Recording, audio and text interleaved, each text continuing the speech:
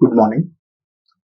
My name is K. Murali Mohan, JL in ENCT, Government Junior College, Huzurabad. Subject Electronic Devices and Circuits. Unit 2, Power Supplies and Filters, Part 2. This is block diagram of full wave rectifier. Center tap. Center tap transformer use చేసాం కాబట్టి దీన్ని full wave rectifier center tap అంటాం. ఇందులో 2 diodes use చేసాం, D1 and D2. Centre tap కి load connect చేసాం, resistive load. So దీని operation ఏంటంటే, ఇప్పుడు మనం 230 volts 50 hertz ప్రైమరీ వైండింగ్ కి ఇచ్చాము సప్లై.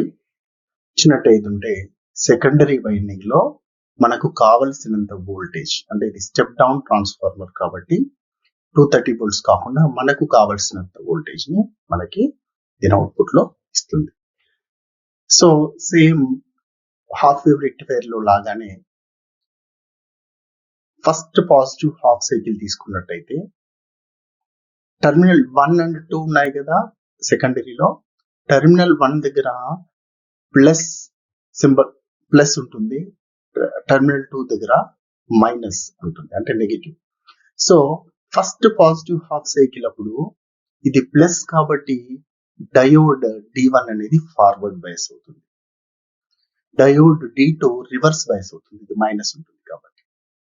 సో ఫార్వర్డ్ బయాస్ లో డయోడ్ ఓపెన్ స్విచ్ లాగా పనిచేస్తుంది కాబట్టి same positive half cycle direct గా మనకు ఈ విధంగా వెళ్ళి ఇలా లోడ్ ద్వారా మనం బయటకు వస్తుంది, ఇది అవుట్పుట్ తీసుకుంటాము.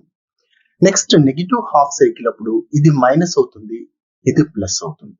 కాబట్టి నెగిటివ్ హాఫ్ సైకిల్ అప్పుడు డయోడ్ D1 అనేది రివర్స్ బయాస్ లో ఉంటుంది, డయోడ్ D2 ఫార్వర్డ్ బయాస్ లో ఉంటుంది. కాబట్టి ఈ నెగిటివ్ హాఫ్ సైకిల్ ఏంటంటే, అంటే ఇది ప్లస్ ఉంటుంది కాబట్టి ఇది ఫార్వర్డ్ బయాస్ కాబట్టి మళ్ళీ సేమ్ నెగిటివ్ హాఫ్ సైకిల్ ఈ విధంగా ప్రయాణించి మనకు లోడ్ ద్వారా మళ్ళీ అవుట్పుట్ లో ఇలా వస్తుంది. అంటే పాజిటివ్ హాఫ్ సైకిల్ ఈ విధంగా వస్తుంది, నెగిటివ్ హాఫ్ సైకిల్ అగైన్ మనకు ఈ విధంగా వస్తుంది.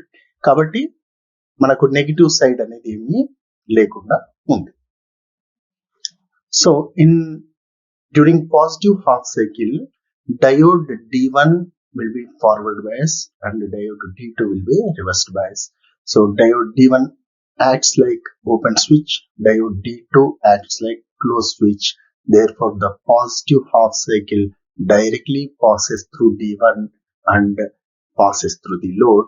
We get output as it is. During negative half cycle of the input, diode D1 will be reverse biased and diode D2 will be forward biased. So diode D2 conducts and the negative half cycle will be directly forwarded through diode D2 and passes through the load, and we get the same output for the negative half cycle. In this way it continues. So full wave rectifier means it converts positive as well as negative half cycles to the positive half cycles in the output. ఇది direct current గా మనం తీసుకుంటాం, కాకపోతే ఇందులో ripples అనేటివి AC content అనేది ఎక్కువగా ఉంది. A center tapped full wave rectifier system consists of a center tapped transformer, 2 diodes, resistive load. Center tapped transformer is a normal transformer with one slight modification. It has an additional wire connected to the exact center of the secondary winding. Already మనం చెప్పుకున్నట్టుగా secondary winding లో middle లో ఒక extra wire connect చేయబడి ఉంటుంది, అందుకని దీన్ని మనం సెంటర్ ట్యాప్ ట్రాన్స్ఫార్మర్ అంటాం. Working of full wave rectifier. We apply an AC voltage to the input transformer. During the positive half cycle of AC voltage, terminal 1 will be positive, center tap will be at 0 potential, and terminal 2 will be negative potential. This will lead to forward bias in diode D1 and cause current to flow through it. During this time, diode D2 is in reverse bias and will block current through it.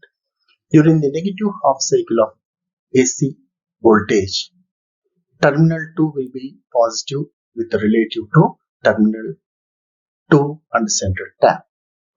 This will lead to forward bias in diode D2 and cause current to flow through it. During this time, diode D1 is in reverse bias and will block current through it. During the positive cycle, diode D1 conducts, and during negative cycle, diode D2 conducts. As a result, both half cycles are allowed to pass through. So, full wave rectifier working ఏంటంటే already positive half cycle అప్పుడు D1 forward bias లో D2 reverse bias లో ఉంటుంది. So D1 ద్వారా మనకి positive half cycle వచ్చేస్తుంది load కి. అలాగే నెగిటివ్ హాఫ్ సైకిల్ అప్పుడు D1 అంటే టెర్మినల్ 2 దగ్గర ప్లస్ ఉండి టెర్మినల్ 1 దగ్గర మైనస్ ఉంటుంది కాబట్టి D2 ఫార్వర్డ్ బయాస్ లో ఉంటుంది.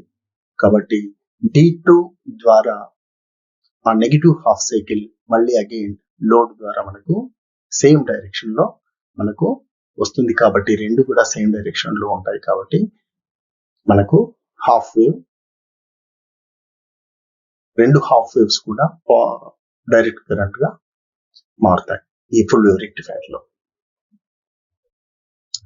అవుట్పుట్ వేవ్ ఫార్మ్స్ చూసినట్టయితే the input wave form sinusoidal wave. ఇది D1 ద్వారా first positive half cycle D1 ద్వారా పాస్ అవుతుంది. Second negative half cycle D2 ద్వారా పాస్ అవుతుంది. సో టోటల్ గా మనకు లోడ్ దగ్గరకు వచ్చేసి D1 ద్వారా ఈ హాఫ్ సైకిల్ వస్తుంది, D2 ద్వారా సెకండ్ హాఫ్ సైకిల్ వస్తుంది. ఈ విధంగా రిమైనింగ్ హాఫ్ సైకిల్స్ అన్ని కూడా మనకు అవుట్పుట్ లో వస్తాయి. సో ఇన్పుట్ లో ఉన్నటువంటి నెగిటివ్ సైకిల్స్ అన్ని కూడా బ్లాక్ కాబట్టి అన్ని కూడా పాజిటివ్ హాఫ్ సైకిల్స్ లాగా ట్రాన్స్ఫర్ అవుతాయి. కాబట్టి ఈ విధంగా మనకు ఏసీ అనేది డీసీగా మారుతుంది. Full wave bridge rectifier, third rectifier ఇది. Block diagram of full wave rectifier. Block diagram చూసినట్టయితే సేమ్ యాజ్ ఇట్ ఈస్ గా మనం ట్రాన్స్ఫార్మర్ ఇచ్చాం. ఇది నార్మల్ ట్రాన్స్ఫార్మర్. ఇది primary winding, this one is secondary winding. Primary winding కి 230 volts 50 hertz మనం supply ఇస్తాం. సెకండరీ వైండింగ్ ద్వారా మనకు కావలసినటువంటి వోల్టేజ్ మనం తీసుకుంటాం. ఈ సెకండరీ వైండింగ్ కి ఈ విధంగా బ్రిడ్జ్ షేప్ లో ఉన్నటువంటి డయోడ్స్, 4 డయోడ్స్ ని బ్రిడ్జ్స్టోన్ బ్రిడ్జ్ అంటాం దీన్ని. ఈ బ్రిడ్జ్ రూపంలో మనం వీటిని కనెక్ట్ చేస్తాం. D1, D2, D3. So same input లో వచ్చినటువంటి వోల్టేజ్ కి అనుగుణంగానే అవుట్పుట్ లో సేమ్ వస్తుంది.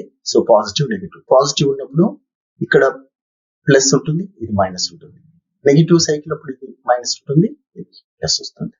So first during positive half cycle, first half cycle తీసుకున్నట్టయితే పాజిటివ్ హాఫ్ సైకిల్ ఇలా పైనుంచి ఇక్కడ వరకు వచ్చిన తర్వాత D1 అనేది ఫార్వర్డ్ బైస్ అవుతుంది, D4 అనేది రివర్స్ బైస్ అవుతుంది. కాబట్టి సిగ్నల్ అనేది ఎలా పాస్ అవుతుంది, ఈ విధంగా పాస్ అవుతుంది. ఇది ఎందుకు ఫార్వర్డ్ బైస్ అంటే ఇది ప్లస్ కాబట్టి D1 లోని పాజిటివ్ మన ఇన్పుట్ లో వచ్చినటువంటి పాజిటివ్ కాబట్టి ఫార్వర్డ్ బైస్ అవుతుంది. కాబట్టి same signal positive half cycle ఇక్కడ వరకు వచ్చేసి ఇలా లోడ్ ద్వారా, సేమ్ రెసిస్టివ్ లోడ్ ద్వారా ఇలా బ్యాక్ వచ్చేసి మళ్ళీ ఇక్కడ నుండి ఇంకో టెర్మినల్ కి వెళ్ళిపోతుంది. ఇక నెగిటివ్ హాఫ్ సైకిల్ అప్పుడు ఇది నెగిటివ్ ఉంటుంది, ఇది పాజిటివ్ ఉంటుంది. సెకండ్ టెర్మినల్, ఈ టెర్మినల్ పాజిటివ్ ఉంటుంది కాబట్టి సిగ్నల్ ఈ విధంగా పాస్ అయ్యి ఇలా వచ్చిన తర్వాత D2 అనేది ఫార్వర్డ్ బైస్ అవుతుంది. D2 ఫార్వర్డ్ బైస్ అవుతుంది కాబట్టి D2 ద్వారా సిగ్నల్ పాస్ అయ్యి లోడ్ ద్వారా సేమ్ డైరెక్షన్ లో వచ్చేసి మళ్ళీ బ్యాక్ ఇలా వచ్చేసి ఇక్కడికి వచ్చిన తర్వాత ఫస్ట్ టెర్మినల్ కి D4 ద్వారా వెళ్ళిపోతుంది. సో ఈ విధంగా రెండు పాజిటివ్ హాఫ్ సైకిల్ యొక్క డైరెక్షన్ చూడండి. మళ్ళీ ఒకసారి ఇలా D1, RL, D3 and second terminal కి వెళ్తాం. నెగిటివ్ హాఫ్ సైకిల్ వచ్చేసి సెకండ్ టెర్మినల్ నుండి D2, RL, D4 ద్వారా ఫస్ట్ టెర్మినల్ కి వెళ్ళిపోతుంది. సో మొత్తానికి రెండు పాజిటివ్ హాఫ్ సైకిల్, రెండు negative and positive half cycles కూడా మనకు లోడ్ ద్వారా సేమ్ డైరెక్షన్ లో వస్తాయి. ఈ విధంగా positive and negative half cycles కూడా కన్వర్ట్ కాబడతాయి. So during positive half cycle D1 is forward biased. Actually D1 and D3 are forward biased. D2 and D4 are reverse biased. So signal passes through D1 through RL and D3 and goes to second terminal. During negative half cycle, the signal passes through D2 and during negative half cycle, D2 and D4 are positive forward bias and D1 and D3 are in reverse bias. Therefore, the signal passes through D2, RL and D4 and to terminal 2. So in this way, both half cycle passes through the load in same direction. So get both in positive direction. Working of full wave bridge rectifier. During positive half cycle of the applied input voltage Vi, diode D1 and D3 conduct, while during the negative half cycle, diode D2 and D4 conduct. The current through the load resistor RL, however, flows in the same direction in both half cycles of the applied AC voltage Vi, producing the rectified output at V0. So output waveforms same ఇంతకు ముందు నేర్చుకున్నట్లుగానే ఇది input wave form D1 వద్ద నుండి వచ్చేటువంటి wave form, D2 దగ్గర నుండి వచ్చేటువంటి wave form. So total గా మనకి ఈ విధంగా అవుట్పుట్ వేవ్ ఫామ్ వస్తుంది. RMS value VRMS equal to Vm by root 2. Average value VDC equal to 2 Vm by pi. Efficiency neta equal to 81.2%. Ripple factor gamma equal to 1.21. Peak inverse voltage for center tapped rectifier, peak inverse voltage is equal to 2 Vm. For bridge rectifier, AV equal to M. Comparison of rectifiers. So ఒక table రూపంలో ఉన్నాయి. Particulars ఏంటంటే half wave rectifier, centre tap rectifier, bridge rectifier, అలాగే number of diodes, centre tap transformer necessary, maximum efficiency, ripple factor, output frequency, peak inverse voltage. So first one, number of diodes. Half wave rectifier లో మనం ఎన్ని use చేస్తాం? 1 diode use చేస్తాం. Centre tap rectifier లో 2 diodes use చేస్తాం. Bridge rectifier లో 4 diodes use చేస్తాం. ఈ కంపారిజన్. అలాగే సెకండ్ పాయింట్ ఏంటంటే centre tapped transformer necessity. Half wave rectifier లో మనకు అవసరం లేదు. నో.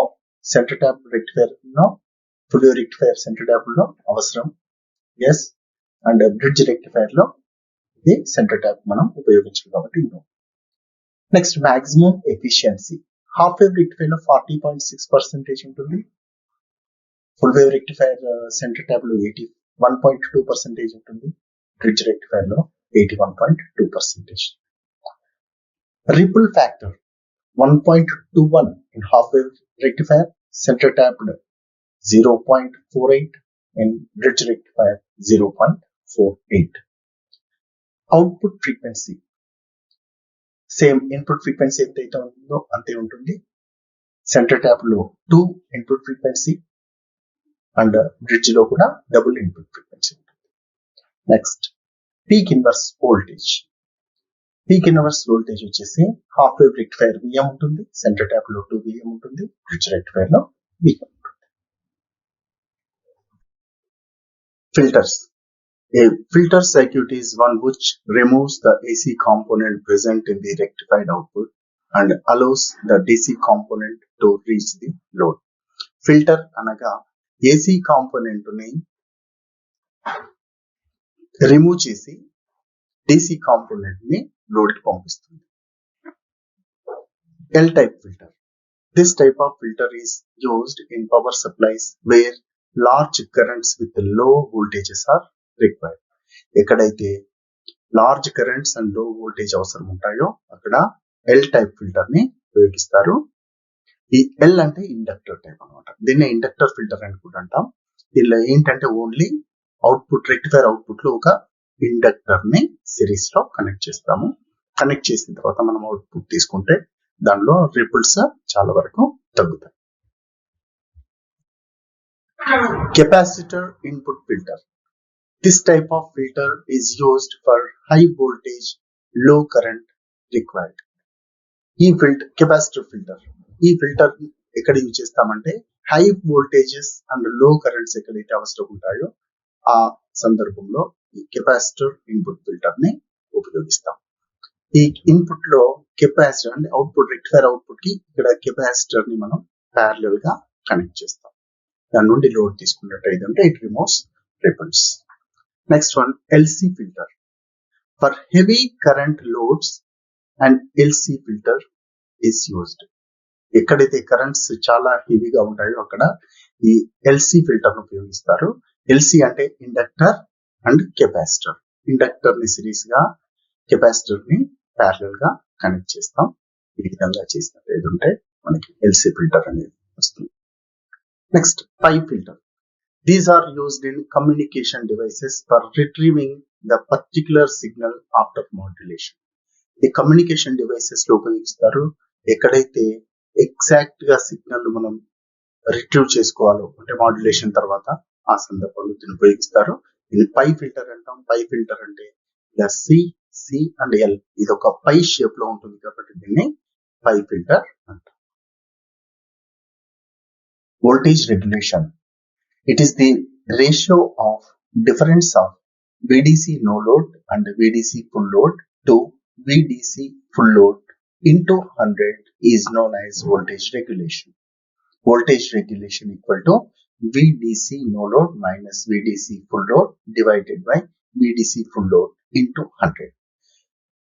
ఈ వోల్టేజ్ రెగ్యులేషన్ యొక్క నిర్వచనం ఏంటంటే ఇది VDC no load అంటే voltage, DC voltage no load అప్పుడు, అలాగే డిసి వోల్టేజ్ ఫుల్ లోడ్ అప్పుడు ఈ రెండింటి మధ్య భేదానికి మరియు voltage, DC voltage full load కి గల నిష్పత్తిని మనం 100 తో కనుక గుణించినట్టయితే వచ్చేదే వోల్టేజ్ రెగ్యులేషన్.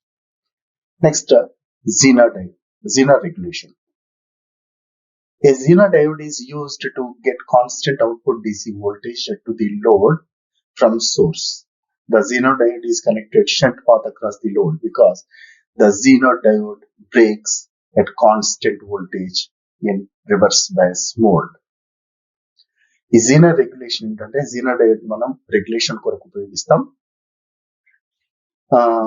దీన్ని యూజ్ చేయడం వల్ల మనకు డీసీ అవుట్పుట్ చాలా కాన్స్టెంట్ గా వస్తుంది. దీన్ని జనరల్ గా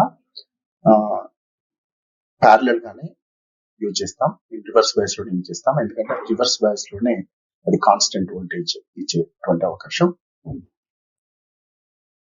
జీనర్ రెగ్యులేషన్ సర్క్యూట్ డయాగ్రామ్ ఇది. దీని అవుట్పుట్ లో ఏంటంటే జీనర్ డయోడ్ ఇది. ఈ జీనర్ డయోడ్ ని రివర్స్ బయాస్ లో కనెక్ట్ చేస్తాం, అది కూడా ప్యారలల్ లో కనెక్ట్ చేస్తాం. సో రివర్స్ బయాస్ లోనే మనకు కాన్స్టెంట్ వోల్టేజ్ వస్తుంది జీనర్ డయోడ్ కి. So the Zener diode when it is connected in reverse bias mode at constant voltage Vz, the inner current only changes from minimum to maximum. Without change in Vz, the load resistance may change. However, shunted Zener gives output constant voltage irrespective of internal current changes. Hence, the Zener diode is used as regulator. Short answer type questions. Mention the types of rectifier circuits. Rectifier circuits యొక్క రకాలు తెలపండి అన్నారు. So మనం already నేర్చుకున్నాం rectifier ఎన్ని రకాలు? 3 రకాలు. There are 3 types of rectifier circuits. One is half wave rectifier, second full wave rectifier center tapped, third one bridge rectifier. The first one answer. రెండవది, how many diodes are used in half wave, full wave and bridge rectifier? So already మనం నేర్చుకున్నాం half wave rectifier లో ఎన్ని diodes use చేస్తాం? Only 1 diode used in half wave rectifier. Full wave centre tap లో 2 డయోడ్లు use చేస్తాం and bridge rectifier లో 4 diodes use చేస్తాం. So in half wave rectifier 1 diode, full wave rectifier 2 diodes and bridge rectifier 4 diodes. And third one, define ripple factor. What is ripple factor? Ripple factor is the ratio between the RMS value of AC voltage and DC voltage. దీన్ని మనం గామాతో సూచిస్తాం. ఇది ఎంత ఉంటుంది అంటే 1.21 ఉంటుంది. So ఇంకా దీన్ని formula లాగా రాయాలంటే under root of IRMS square minus IDC square by IDC అంటాం, లేదా under root of VRMS square minus VDC square by VDC అని రాయొచ్చు. Next, define efficiency of rectifier. Mention the types of filter circuits. Define efficiency of rectifier. Efficiency of rectifier ని నీటాతో సూచిస్తాం. That is the ratio of DC output power to AC input power. Theta equal to PDC by PAC అంటాం. ఇది ఎంత ఉంటుందంటే 40.6%. అలాగే mention the types of filter circuits అన్నాడు.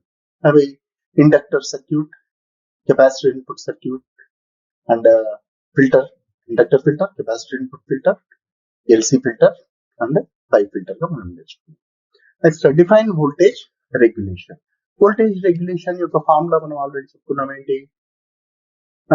VDC no load minus VDC full load divided by VDC full load into 100. It is the ratio of difference of VDC no load minus VDC full load and VDC full load into 100. That is voltage regulation. ఇవి short answer type questions.